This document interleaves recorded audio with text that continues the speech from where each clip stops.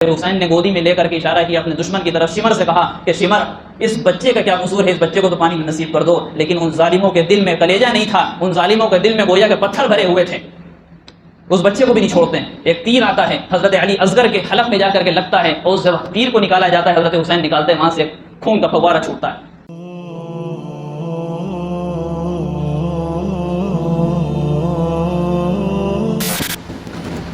من گھڑت اور جھوٹی گڑھی ہوئی حدیثیں اور گڑھی ہوئی باتیں، جبکہ آج سوشل میڈیا اور ڈیجیٹل انڈیا جس کو کہا گیا، سوشل میڈیا کا دور ہے، اس میں پھیلائی جا رہی ہیں اور ہم سب اس کا شکار ہو رہے ہیں۔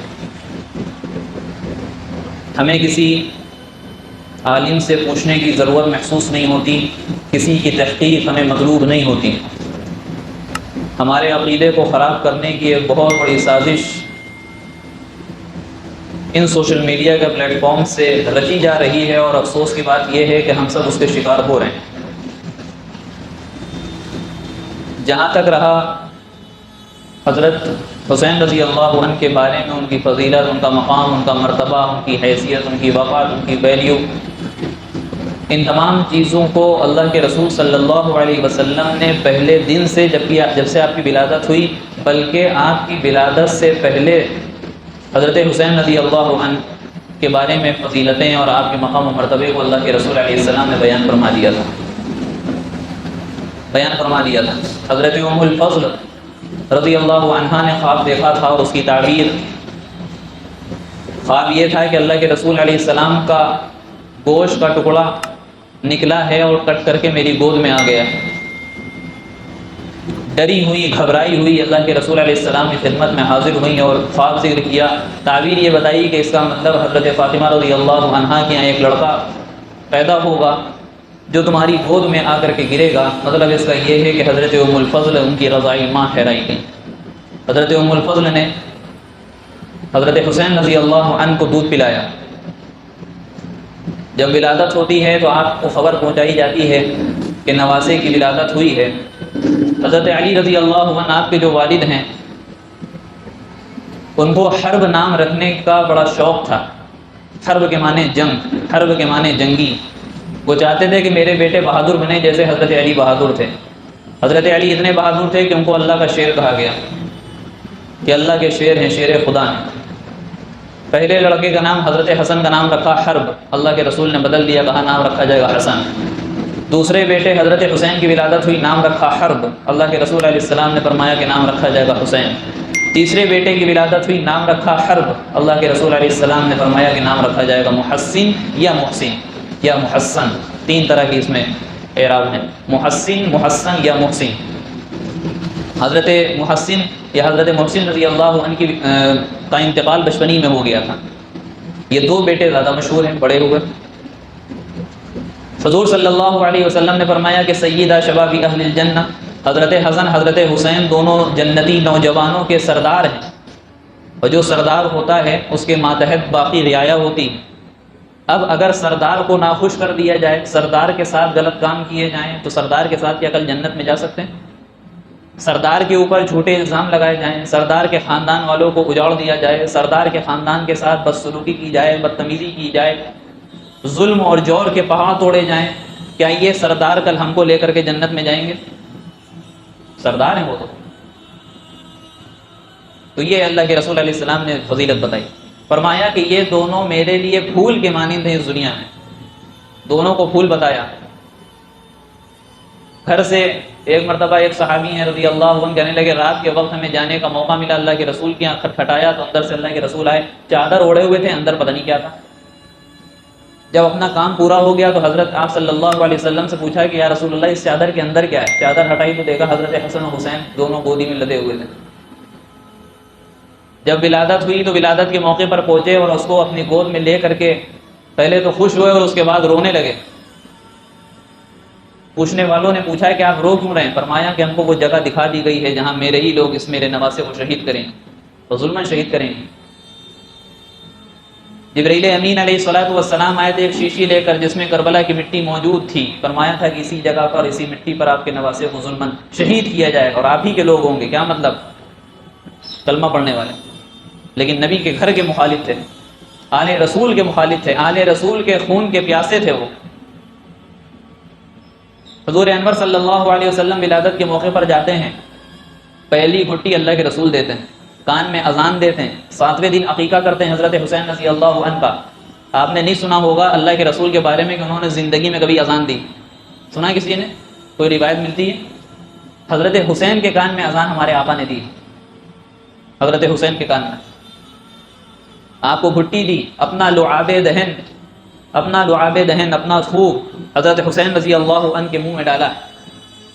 یہ برکت کوئی معمولی نہیں۔ پھر جب بڑے ہوئے ایمان کی حالت میں اپنے نانا کو دیکھا، صحابیت کی ایک برکت الگ ہے، نواسے ہونے کی برکت الگ ہے، بچپنے میں جو واقعات پیش آئے وہ برکت الگ ہے، پھول جو فرمایا وہ برکت، فضیلت، مقام، مرتبہ الگ ہے، جنتی نوجوانوں کے سردار کہا وہ مقام، مرتبہ، حیثیت، وقت، ویلیو وہ الگ ہے۔ تمام چیزیں اللہ کے رسول علیہ السلام فرما رہے ہیں۔ نماز پڑھ رہے ہیں، صحابی کہتے ہیں نماز پڑھنے اللہ کے رسول علیہ السلام نے سجدہ کیا، سجدے سے اٹھے نہیں، بعض کے خیال یہ آیا کہ شاید اللہ کے رسول اس دنیا سے رخصت ہو گئے۔ حضرت شداد رضی اللہ عنہ غالباً راوی ہیں، وہ کہتے ہیں کہ ہم نے تھوڑا سا سجدے سے سر اٹھایا، دیکھیں اللہ کے رسول کو کیا ہوا، تو پتہ چلا کہ حضرت حسین اور حضرت حسن میں سے کوئی ایک نواسا آپ کی پیٹھ پر چڑھا ہوا بیٹھا تھا، اس وجہ سے اللہ کے رسول اٹھ نہیں رہے تھے۔ نماز سے فراغت کے بعد جب پوچھا کہ آپ نے بڑا لمبا سجدہ کر دیا، فرمایا کہ میرا نواسا میرے پیٹھ پر سوار تھا، مجھے پسند نہیں تھا کہ اس کو میں تکلیف دوں اور اس کو جلدی سے اپنے پیٹھ سے اتاروں۔ یہ حضور انور کی محبت ہے۔ اکثر یہ دعا کرتے تھے اللہم احبہما فاحبہما واحب من یحبہما، اے اللہ میں ان دونوں سے محبت کرتا ہوں، آپ بھی ان دونوں سے محبت فرمائیے اور اس شخص سے بھی محبت فرمائیے جو ان دونوں میرے نواسوں سے محبت کریں۔ حضرت حسن حضرت حسین سے محبت ہمارے ایمان کا تقاضا ہے۔ حضرت حسن اور حضرت حسین کا نام لے کر کے صحابہ کرام رضی اللہ عنہم اجمعین پر مغلظات بکنے والے اور اپنے آپ کو شیعان علی کہنے والے اور اپنے آپ کو سچے اور پکے مسلمان کہنے والے، ان سے یہ بات دو ٹوک کہی جا سکتی ہے اور ڈنکے کی چوٹ پر کہی جا سکتی ہے کہ جتنے وہ اپنے کو علی والا کہتے ہیں، اس سے زیادہ ہم علی والے اور ہم حضرت حسین والے ہیں، ہم حضرت حسین والے ہیں۔ تاریخ کو مس کیوں کیا جاتا ہے؟ تاریخ صحیح بیان کی جائے، صحیح واقعات بیان کی جائے، کسی کی محبت میں اتنا نہ زیادہ گر جایا جائے کہ اس کے مقام و مرتبے کو اتنا بڑھا دیں کہ اس کو خدا کے درجے میں رکھ دیں، یا کسی کی دشمنی میں اتنا نہ گر جائیں کہ جو چیزیں نہیں بھی ہوئی ہیں ان واقعات کو تاریخ کا ایک حصہ اور روایت کا ایک حصہ اور حدیث کا ایک حصہ بیان کر دیا جائے، پیش کر دیا جائے بیان کر کے۔ یہ ہرگز قابل قبول نہیں ہے۔ اسلام کا مزاج معتدل ہے، میانہ روی کے ساتھ اسلام چلتا ہے اور لے چلتا ہے۔ کہتا ہے کہ جو بات سچ سچ ہے وہ بات کہی جائے۔ یا ایھا الذین آمنوا اتقوا اللہ وقولوا قولا سدیدا، اے ایمان والو تقوی اختیار کرو، سیدھی سیدھی سچی بات کہو، سچی بات کہو۔ حضرت حسین رضی اللہ عنہ کے بارے میں تمام چیزیں اللہ کے رسول علیہ الصلوۃ والسلام کو دکھلا دی گئیں، تمام فضیلتیں بتا دی گئیں اور یہ بات کلیئر ہو گئی کہ حضرت حسین کو شہید کیا جائے گا۔ حضرت حسن رضی اللہ عنہ کے بارے میں پیشن گوئی فرمائی کہ یہ میرا بیٹا ایک ایسا بیٹا ہے کہ جو دو بڑی جماعتوں میں جو مختلف رخ پر جا رہی ہوں گی، جنگوں کی کیفیت اور صورتحال بنی ہوگی، لیکن بیچ میں میرا نواسا حضرت حسن رضی اللہ عنہ پڑھیں گے اور دونوں میں صلح کرا دیں گے اور دونوں میں کمپرومائز کی صورتحال پیش کر دیں گے، پیدا کر دیں گے اور دونوں کو ایک دوسرے سے ملا دیں گے۔ وہی ہوا۔ حضرت علی رضی اللہ عنہ حضرت امیر معاویہ رضی اللہ عنہ کے درمیان کیسی کشمکش تھی، لیکن حضرت حسن رضی اللہ عنہ جب حضرت امیر معاویہ رضی اللہ عنہ سے ملاقات کرتے ہیں، صلح کر لیتے ہیں، لڑائیاں ختم ہو جاتی ہیں، صحابہ اور سچے پکے مسلمانوں کا دونوں طرف سچے پکے تھے، دونوں طرف سے خون بہنا بند ہو جاتا ہے، دونوں طرف سے خون بہنا بند ہو جاتا ہے۔ ادھر سن 60 ہجری میں 22 رجب، سن 60 ہجری میں رجب کا مہینہ آتا ہے، ہم اکثر اس پر بات کرتے ہیں کہ 22 رجب کو کنڈا کیوں منایا جاتا ہے، اس پر ہم تفصیل سے بات کرتے ہیں۔ 22 رجب حضرت امیر معاویہ رضی اللہ عنہ کا انتقال ہوتا ہے، وفات ہوتی ہے۔ ادھر شیعان علی اپنے آپ کو کہنے والے اور اپنے آپ کو حضرت علی اور حضرت حسین رضی اللہ عنہما سے سب سے زیادہ محبت کا ظاہر اظہار کرنے والے، حقیقتاً یہ نہیں تھا، حقیقت وہ تھی جو ہم نے بیان کی کہ حضرت عثمان کے قاتل، حضرت علی کے قاتل، حضرت حسن رضی اللہ عنہ کو پریشان کرنے والے، اور الغرض کل ملا کے بات یہ تھی کہ عبداللہ ابن سبا یمنی جو یہودی تھا، اس کے ایجنڈے پہ سب لوگ چل رہے تھے، اس کے ایجنڈے پہ سب لوگ چل کر کے اسلام اور مسلمانوں کو جڑ سے ختم کرنے کی ناپاک کوششوں میں لگے ہوئے تھے۔ کسی سے محبت نہیں تھی، نہ حضرت علی سے محبت ہے، نہ حضرت حسین سے محبت ہے، نہ حضرت فاطمہ سے محبت ہے، کسی سے محبت نہیں ہے، وہ صرف ایک ڈھونگ ہے، ایک دکھاوا ہے، صرف ڈھونگ اور دکھاوا ہے۔ شام کے اندر حضرت امیر معاویہ رضی اللہ عنہ کا انتقال ہوتا ہے، مدینے میں حضرت حسین رضی اللہ عنہ موجود ہیں، اور جیسے ہی امیر معاویہ رضی اللہ عنہ کا لڑکا یزید ابن معاویہ وہ تخت نشین ہوتا ہے اور سارے گورنروں کو یہ پیغام بھجوا دیتا ہے کہ امیر معاویہ میرے والد کا انتقال ہو گیا ہے، جتنے بھی بڑے بڑے کبار صحابہ ہیں مدینہ منورہ میں ان سب سے میرے نام پر بیعت لینا شروع کر دو، وہ سب لوگ ہم کو اپنا آقا اور تسلیم کر لیں۔ مدینے میں دو بڑے صحابی موجود ہیں، حضرت حسین ابن علی رضی اللہ عنہ، حضرت عبداللہ ابن زبیر رضی اللہ عنہ۔ حضرت عبداللہ ابن زبیر حضرت ابو بکر کے نماز سے ہیں، حضرت حسین ابن علی اللہ کے رسول کے نماز سے۔ دونوں کو رات کے اندھیری میں بلایا گیا، حضرت عبداللہ ابن زبیر کو دوسرے وقت بلایا گیا، انہوں نے معذرت کر لی کہ ہم کو کچھ کام ہے، کچھ دن بعد بتاتے ہیں۔ حضرت حسین رضی اللہ عنہ کو رات کے حصے میں بلایا گیا کہ آپ بیعت کر لیجئے، انہوں نے اپنی فراست سے اندازہ لگا لیا تھا کہ کیا بات ہے، رات میں کیوں بلا رہے ہیں، آپ بیعت کر لیجئے اور فلاں کو اپنا آقا تسلیم کر لیجئے، یزید تخت نشین ہو چکا ہے۔ حضرت حسین رضی اللہ عنہ نے کہا کہ میری شخصیت، میرے مقام و مرتبے کو آپ سمجھیے، ہم رات کے اندھیرے میں بیعت نہیں کر سکتے، آپ ہم کو دن کے اجالے میں بلائیے گا، اس وقت ہم دیکھتے ہیں کیا کرنا ہے۔ یہ ادھر بیعت کے لیے تیار نہیں تھے، بیعت کے لیے تیار نہیں تھے، وہاں پہ اس مسئلے کو ٹالنا تھا۔ ادھر انہوں نے اجازت لے کر کے واپس ہوئے، راتوں رات کا انہوں نے سفر کیا، اور غالباً وہ جو رات تھی 27 رجب کی رات تھی، 22 رجب کو انتقال ہوتا ہے حضرت امیر معاویہ کا، پورا مسئلہ حل کرنے میں 27 رجب ہو گئی۔ 27 رجب کو یہاں سے نکلتے ہیں مدینہ رسول سے اور مکہ مکرمہ کا سفر کرتے ہیں۔ 2-3 دن گزر گئے، حضرت حسین کا پتہ نہیں، پیچھا کرایا گیا تو پتہ چلا مکے پہنچ چکے ہیں، وہاں کچھ کر نہیں سکتے۔ وہاں حضرت عبداللہ ابن زبیر بھی موجود تھے، وہاں حضرت عبداللہ ابن عمر بھی موجود تھے، وہاں حضرت عبداللہ ابن عباس، صحابہ کرام رضی اللہ عنہم اجمعین کی بڑی بڑی اولادیں اور کبار صحابہ اس وقت گنی جانے والی اولادیں موجود تھیں۔ وہاں جب پہنچے، رجب کا مہینہ، شعبان کا مہینہ گزرا، رمضان کا مہینہ گزرا، ذی قعدہ کا مہینہ گزرا، ذی الحج کا مہینہ گزرا، حج کرنے والے قافلے بھی آ رہے ہیں، سب لوگ آ رہے ہیں، حضرت حسین سے ملاقات ہو رہی ہے، سب لوگ کہہ رہے ہیں کہ ہم آپ کے ہاتھ پر بیعت کرنے کے لیے تیار ہیں، آپ کو خلیفہ ماننے کے لیے تیار ہیں، سب لوگ تیار ہیں۔ مدینے میں کچھ لوگوں نے بیعت کر لی، مدینے میں کچھ لوگوں نے بیعت کر لی تھی۔ ادھر کوفہ میں پتہ چلا کہ اللہ حضرت حسین رضی اللہ عنہ مکہ مکرمہ میں موجود ہیں، ادھر سے انہوں نے جماعتیں بھیجنا شروع کی، خط لکھنا شروع کیے کہ آپ ہمارے یہاں تشریف لے آئیے کوفہ میں، آپ ہمارے یہاں تشریف لے آئیے عراق میں، ہم آپ کے ہاتھ پر بیعت کرتے ہیں، آپ کو اپنا آقا تسلیم کرتے ہیں اور شرعی رہنمائی ہم آپ سے حاصل کرنا چاہتے ہیں، شرعی معاملات میں آپ ہمارے سربراہ ہو جائیے، ہمارے بڑے بن جائیے، لہٰذا اگر آپ ایسا نہیں کرتے ہیں کل قیامت کے دن ہم آپ کو گریبان پکڑیں گے۔ یہ بھی ساتھ میں باتیں ہو رہی ہیں، کوفہ والے یہ بھی کہہ رہے ہیں، یہ بھی مکاریاں چل رہی ہیں۔ انہوں نے بہت ارادہ کیا کہ ہزاروں کی تعداد میں خط آ گئے، سینکڑوں کی تعداد میں جماعتیں آ کر کے ہم کو بلا کر کے جا رہی ہیں، ہم کو جانا چاہیے ورنہ کل قیامت میں ہم اللہ کو کیا جواب دیں گے۔ ڈر تھا آخرت کا، جانا چاہا، لیکن وہی 3 بڑے صحابہ، حضرت عبداللہ ابن عباس، حضرت عبداللہ ابن زبیر، حضرت عبداللہ ابن عمر رضی اللہ عنہم اجمعین، ان لوگوں نے روکا کہ کوفہ والے ساتھ نہیں دیتے، کوفی لا یوفی، کوفہ بے وفائی کا کام کرتے ہیں، آپ کے والد کو انہوں نے شہید کر دیا، آپ کے بھائی کے ساتھ انہوں نے طرح طرح کا معاملہ کیا، آپ وہاں نہ جائیے۔ بڑا اصرار ہوا تو کہنے کا اچھا ٹھیک ہے، ہم ایک امبیسڈر کے طور پر بھیجتے ہیں، ایک سفیر بنا کر بھیجتے ہیں، ایک وکیل بنا کر بھیجتے ہیں جو وہاں جا کر کے پہلے معائنہ کرے، حالات کا جائزہ لے، اگر وہاں کے حالات صحیح ہوں گے تو ہم چلے جائیں گے ورنہ نہیں جائیں گے۔ بہت اچھی بات ہے۔ حضرت مسلم بن عقیل، آپ کے چچا زاد بھائی مسلم بن عقیل کو طے کیا گیا کہ آپ جائیے اور کوفہ کے حالات معلوم کریے، کیا وہ لوگ ہمارے ساتھ ہیں، اگر ہم جاتے ہیں میرے ہاتھ پر بیعت کریں گے یا نہیں کریں گے۔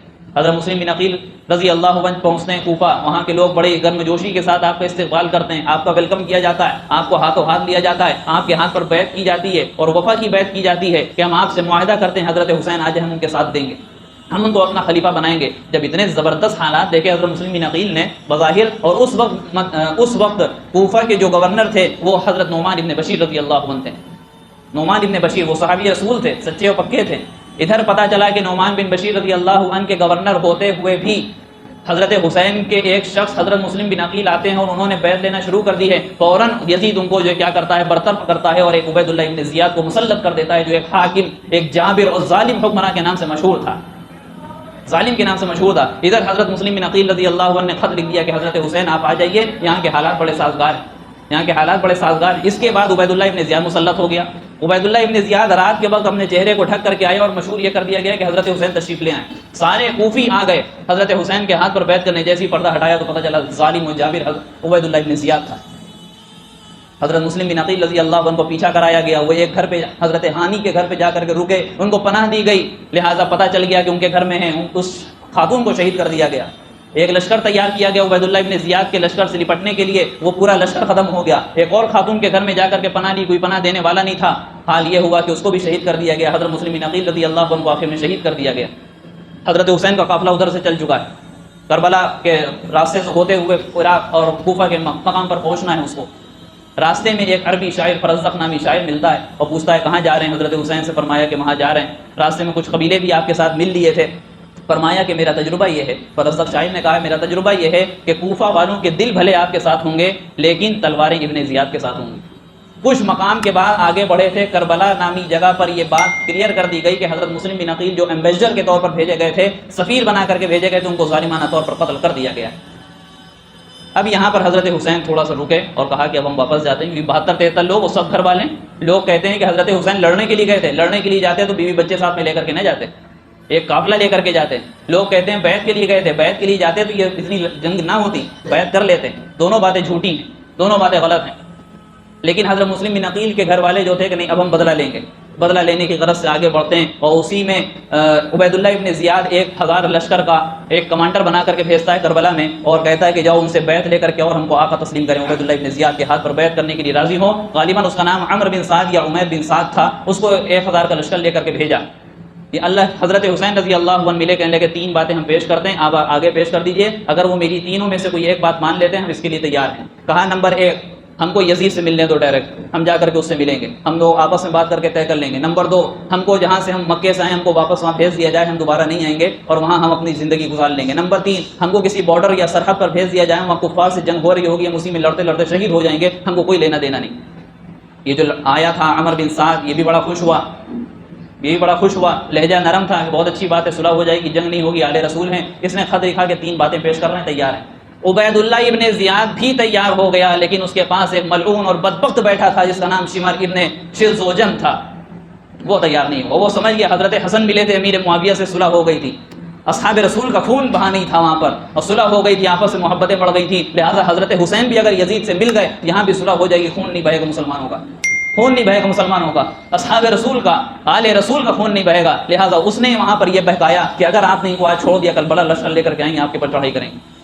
سخت ہو گیا، شمر کو بھیجا 2000 کے لشکر کے ساتھ، جاؤ تم بیعت لے کر کے آؤ، اور اگر عمر بن سعد سختی نہیں کرتے تو اس کی بھی گردن اڑا دینا۔ یہ حال اس میں ایک حر بن یزید تھا، وہ حضرت حسین رضی اللہ عنہ کے پاس چلا گیا، بالآخر واقعے کو بہت ہی سمیٹتے ہوئے یہاں جب قافلہ آتا ہے 3000 اور ایک روایت کے مطابق 6000 کا لشکر یہ تیار ہے، اور ادھر 73 اور 72 لوگ آل رسول کے موجود ہیں، 73 یا 72 لوگ آل رسول کے موجود ہیں۔ ان دونوں کے درمیان جنگ شروع ہوتی ہے، وہ بات نہیں مانی جاتی، کہا جاتا ہے عبید اللہ ابن زیاد کے ہاتھ پر بیعت کریے۔ حضرت حسین رضی اللہ عنہ کا موقف تو یہ تھا کہ یزید بن معاویہ کے ہاتھ پر بیعت نہیں کی تھی انہوں نے، جو ایک گورنر ایک بڑا حاکم تھا، اس حاکم کے ایک معمولی سے گورنر عبید اللہ ابن زیاد کے ہاتھ پر کیسے بیعت کر لیتے؟ ان کا موقف یہ تھا، اور اس موقف کی اہل سنت والجماعت ہم سنی حضرات اس کی موافقت کرتے ہیں، بالکل ان کا موقف درست تھا، بالکل ان کا موقف درست تھا۔ بالآخر دونوں میں جنگ ہوتی ہے، اور اس جنگ میں ہم سب جانتے ہیں کہ ایک طرف 72 لوگ ہیں، نہتے ہیں، اور 72 میں بھی کون ہیں؟ بچے بھی ہیں، بوڑھے بھی ہیں، عورتیں بھی ہیں، 72 میں یہ سب ہیں، ان سب کو تہس نہس کر دیا جاتا ہے۔ اور حضرت حسین رضی اللہ عنہ کا بڑا بیٹا علی اصغر بھی آتا ہے میدان کربلا میں اور اپنے جوہر دکھاتا ہے اور اپنی جو ہے صلاحیتوں کا مظاہرہ کرتا ہے، لیکن اس کو بھی شہید کر دیا جاتا ہے۔ حضرت حسین رضی اللہ عنہ کی چھوٹی اولاد علی اصغر 6 سال کا معصوم بچہ، حضرت حسین نے گودی میں لے کر کے اشارہ کیا اپنے دشمن کی طرف، شمر سے کہا کہ شمر اس بچے کا کیا قصور ہے، اس بچے کو تو پانی میں نصیب کر دو۔ لیکن ان ظالموں کے دل میں کلیجہ نہیں تھا، ان ظالموں کے دل میں گویا کہ پتھر بھرے ہوئے تھے، اس بچے کو بھی نہیں چھوڑتے ہیں۔ ایک تیر آتا ہے حضرت علی اصغر کے حلق میں جا کر کے لگتا ہے، اور اس تیر کو نکالا جاتا ہے، حضرت حسین نکالتے ہیں، وہاں سے خون کا فوارہ چھوٹتا ہے۔ آل رسول ہیں، اللہ کے رسول علیہ السلام نے کہا ہے کہ اللہ ہم ان سے محبت کرتے ہیں، آپ بھی محبت کریے، جو ان سے محبت کرے اس سے بھی آپ محبت کریے۔ اس گھر آنے کے بچوں کے ساتھ یہ معاملہ کیا جا رہا ہے۔ ہم سوچیں ذرا ہمارے گھر کا کوئی بچہ ہو اور اس طریقے سے دردناک شہادت اس کی ہو جائے، ہمارا کیا گزرے گی ہمارے اوپر۔ اس بچے کو نہیں چھوڑا گیا، حضرت حسین نے خون ہاتھوں میں لیا اور آسمان کی طرف اٹھاتے ہوئے کہا یا اللہ دیکھیے آپ کے حبیب کے گھر والوں کے ساتھ کیا ہو رہا ہے، لیکن دلیری کے ساتھ، ہمت کے ساتھ، جرأت کے ساتھ، ہمت کے ساتھ اپنے تمام شہیدوں کو اپنے خیموں میں جا کر چھوڑتے آتے ہیں، اور پھر خود میدان کارزار میں اترتے ہیں اور خود جام شہادت نوش فرما لیتے ہیں۔ بعض جگہ یہاں یہ بات پھیلائی جاتی ہے کہ صرف حضرت حسین رضی اللہ عنہ کو شہید کیا گیا علی کے بیٹے، بلکہ حضرت علی رضی اللہ عنہ کے 9 بیٹے اس میں شہید ہوئے ہیں۔ کتنے؟ 9 بیٹے، گنایا کتنے جاتا صرف حضرت حسین۔ اس میں بھی بڑی مکاریاں ہیں ان لوگوں کی، بہت مکاریاں ہیں۔ کن کن باتوں کا آپ کا سامنے ہم ذکر کریں۔ محمد الاوسط پہلے حضرت علی کے لڑکے حضرت حسن کے بھائی ہیں، محمد الاوسط، جن کو شہید کیا گیا۔ حضرت جعفر ابن علی، حضرت حسن کے بھائی، حضرت علی کے بیٹے، جن کو شہید کیا گیا میدان کربلا میں۔ تیسرے کا نام حضرت ابوبکر ابن علی، جن کو شہید کیا گیا۔ چوتھے کا نام حضرت عثمان ابن علی، جن کو شہید کیا گیا۔ پانچویں کا نام حضرت عمر ابن علی، جن کو شہید کیا گیا۔ چھٹے کا نام حضرت عبید اللہ ابن علی، حضرت حسین کے بھائی، جن کو شہید کیا گیا۔ 7वें کا نام حضرت عبداللہ ابن علی جن کو شہید کیا گیا، 8ویں کا نام حضرت عباس ابن علی حضرت حسن حضرت حسین کے بھائی جن کو شہید کیا گیا، اور آخری شہید جن کا ایک نام تذکرہ کیا جاتا ہے حضرت حسین ابن علی جن کو شہید کر دیا گیا۔ 9 لڑکوں کا تذکرہ نہیں ہوتا، 8 کو ہٹا دیا جاتا، ورنہ آپ 72 کی تعداد کیسے پوری کریں گے؟ تو ہمارے لیے ضروری ہے کہ وہ جو ظہر کا وقت تھا اور 10 محرم الحرام تھی، حضرت حسین رضی اللہ عنہ نے کہا تھا جاؤ دشمنوں سے اجازت لو جا کر کے کہ ہم کو نماز پڑھنے کی اجازت دے دیں۔ دشمنوں نے کہا تھا ہم نماز میں بھی آپ کی گردنوں کو نہیں چھوڑیں گے۔ حضرت حسین نے کہا تھا آدھے جنگ کریں گے، آدھے صفے بنائیں گے۔ صلاۃ الخوف پڑھی گئی، یا تو کربلا کی مٹی سے تیمم کر رہے ہیں یا اپنے خون سے وضو ہو رہا، اس حالت میں بھی انہوں نے نماز نہیں چھوڑی۔ اور ہمارا آج حال کیا ہے؟ ہم بستروں پہ ہیں، ہم آرام سے ہیں، آسائش میں ہیں، اس کے بعد ہماری نمازیں چھوٹی اور ہمارے پاس بہانے، رات میں دیر سے سوئے تھے، ہم کو فلاں کام تھا، فلاں آدمی سے ملنے چلے گئے تھے، فلاں مہمان آ گئے تھے، ہمارے پاس بہانے نماز چھوڑنے کے۔ حضرت حسین کے پاس بہانہ تھا، انہوں نے بہانہ نہیں بنایا، انہوں نے بہانہ نہیں بنایا۔ لہٰذا اس میں سب سے زیادہ ضرورت ہے 10 محرم الحرام اور محرم کے مہینے میں کہ ہم اپنے عقیدے کو درست کریں کہ تمام صحابہ ہمارے دل کے حصہ ہیں، ہمارے ایمان کا حصہ ہیں۔ اہل بیت سے محبت ہمارے ایمان کا حصہ، صحابہ سے محبت ہمارے ایمان کا حصہ۔ ہر صحابی جنتی ہے، ہر صحابی جنتی ہے۔ وَكُلًّا وَعَدَ اللَّهُ الْحُسْنَى، قرآن میں کہہ دیا گیا کہ ہر صحابی جنتی ہے۔ کسی بھی صحابی کی اقتدا کی جائے گی، پیروی پالی جائے گی، پیروی کی جائے گی، راستہ پا لیا جائے گا۔ ہمارا یہ عقیدہ ہونا چاہیے اور ڈنکے کی چوٹ پر یہ اعلان کریں گے انشاءاللہ لوگوں کے سامنے۔ حضرت حسین اہل بیت جن کے بارے میں قرآن پاک میں تذکرہ کیا گیا، اللہ کے رسول صلی اللہ علیہ وسلم نے ان تمام چیزوں کو کھول کھول کر بیان کر دیا۔ یہ ہماری اور آپ کی غلطی کہ ہم اس کو پڑھتے نہیں، غلط لوگوں کو پڑھتے ہیں، صحابہ کی دشمنی اپنے دل میں بٹھاتے ہیں، صحابہ کو ہٹا دیں گے اسلام ہمارے پاس نہیں بچے گا۔ اسی طریقے سے 10 محرم الحرام کو ایک روایت ملتی ہے، بعض روایتیں ملتی ہیں لیکن اس کو کہا گیا کہ ضعیف ہے، لیکن فضائل کے بعد میں اس کو لیا جاتا ہے اور فضائل کے بعد میں اس پر عمل کیا جاتا ہے۔ وہ یہ کہ 10 محرم الحرام کو اپنے گھر والوں پر کچھ وسعت کے ساتھ اپنے دسترخوان کو وسعت کریں، تو وسیع کریں، زیادہ خرچ کریں کھانے اور پینے پر۔ اگر جو ہے رات کا کھانا ہے یا دن کا کھانا ہے، جو بھی چیز ہے اس پر ہم تھوڑا زیادہ خرچ کریں۔ اللہ تعالیٰ، اللہ کے رسول نے فرمایا کہ سال بھر آپ کی روزی میں برکت ہوگی۔ اسی طریقے سے 10 محرم الحرام کا روزہ رکھنا ہے، سنت ہے، اور اس کے ساتھ کل کا روزہ یا ملا لیں یا تو منڈے پیر کا دن کا روزہ ملا لیں، انشاءاللہ اس میں بھی سنت کا ثواب ملے گا اگر ہم اس طریقے سے چلتے ہیں اور صحابہ کی محبت کو اپنے دل میں بٹھاتے ہیں، واقعہ کربلا سے اصل پیغام کو لیتے ہیں اور تمام چیزوں کو چھوڑ دیتے ہیں۔ انشاءاللہ اللہ تعالیٰ ہمارا حشر بھی حضرت حسین کے ساتھ کرے گا، یزید کے ساتھ نہیں کرے گا۔ لیکن اگر ہم نے غلط راستے کو اختیار کیا، یزید کے ساتھ ہمارا حشر ہوگا۔ اور جو لوگ یزید کی جو ہے مطابقت کرتے ہوئے کہتے ہیں، اس کی پیروی کرتے ہوئے کہتے ہیں کہ نہیں یزید تو شام میں بیٹھا تھا، حضرت حسین نے قتل میں نہیں تھا، جب اس کو پتہ چلا اس نے کوئی ایکشن نہیں لیا تھا۔ قاتلین حسین میں وہ برابر کا شریک ہے، وہ برابر کا شریک ہے، وہ بدبخت ہے، لعین ہے یزید، ہم اس کو برابر کا شریک مانتے ہیں۔ لہٰذا اہل سنت والجماعت کا یہی عقیدہ ہے، آپ لوگ بھی اپنا عقیدہ یہی بنا لیجیے۔ اللہ تعالیٰ سے دعا ہے کہ ہم سب کو کہنے سننے زیادہ عمل کی توفیق عطا فرمائے، آمین وآخر دعوانا۔ ویڈیو اگر اچھی لگی ہو تو لائک کریں، شیئر کریں اور چینل کو سبسکرائب کرنا نہ بھولیں، اور ساتھ ہی ساتھ بیل آئیکن کو پریس کریں تاکہ نئی ویڈیو کی نوٹیفیکیشن آپ کو ملتی رہے۔